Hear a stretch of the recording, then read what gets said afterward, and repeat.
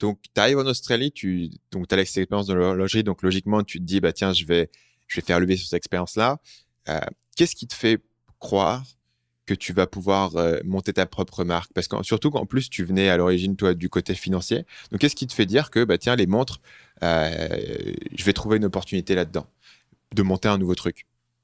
Je suis dans chercher. Alors, j'allais voir les recruteurs, donc je prenais mon train de banlieue, qui a rien à voir avec le train de banlieue qu'on peut connaître en France, mais bref, c'est quand même un train de banlieue. Et de chez mes beaux-parents en ville, et je regardais les poignets des gens, quoi, et je voyais mais que les mêmes montres. C'était des marques japonaises qu'on connaît tous, et ils avaient tous les mêmes montres, tous. Et je me suis dit, mais attends, mais il y a plein d'argent en Australie. C'est un pays, les gens, tu vois, un couple en ville, c'est pas rare. Si lui, il gagne 200, elle gagne 150 000 par an. Un couple à 350 000 Australian dollars, ça fait entre 250 et 300 000 euros. C'est presque normal, quoi. Donc, ils ont de l'argent. Et ils adorent, ils sont super patriotiques, ils adorent tout ce qui est australien et ce qui vient d'Australie, et il y en a pas beaucoup. Et donc voilà, donc je me suis dit, bah tiens, il y a quelque chose à faire, il faut créer une marque de montres australiennes, et voilà. Pourquoi est-ce que tu penses que tu as été le premier à y penser? Et pourquoi est-ce que c'est un Français qui a pensé à... T'es Français ou t'es Suisse à l'origine? T'es Français, t'as dit que tu venais d'Alsace. Ouais. Pourquoi est-ce que tu penses que c'est un Français qui a eu cette idée? Comment t'expliques que personne ne l'ait fait avant?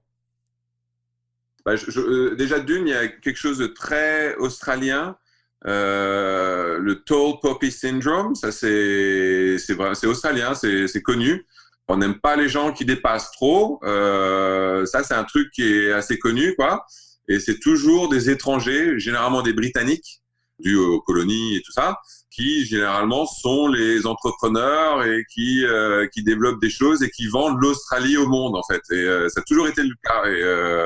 Et nous, on a cette expérience en France du luxe avec les plus grandes marques, et ce savoir-faire, cette attention aux détails, voilà, on a un peu quelque chose de différent, et que peut-être les Britanniques n'ont pas, en tout cas pas dans la montre. Avec l'expérience de la Suisse, c'est quand même ce qui se fait de mieux. Donc voilà, donc je pense que ouais, c'est venu de moi, ça pouvait venir de quelqu'un d'autre, mais je pense qu'on a quand même ce petit plus venant d'Europe qu'ici ils n'ont pas.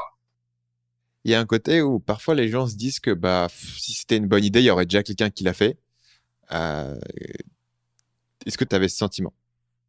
Ah bah oui, tout le monde me disait que c'était complètement débile, qu'il y en a plein qui ont essayé avant, que bien sûr, j'ai eu ça de grands pontes dans l'horlogerie, hein, qui m'ont dit, ah, t'as vu, j'ai mon copain qui a déjà essayé, il a cramé des centaines de milliers, ça n'a pas marché, machin. Enfin bon, ouais, aussi, bien sûr, Ouais. bien sûr. Salut, c'est Stan, j'espère que vous avez apprécié cet extrait du podcast Marketing Mania. Bien sûr, vous pouvez retrouver l'ensemble des épisodes du podcast, y compris les instructions sur comment vous abonner sur l'application Apple Podcast ou sur votre téléphone Android en vous rendant sur mon site à l'adresse marketingmania.fr/podcast. Je vous ai mis le lien dans la description de cette vidéo.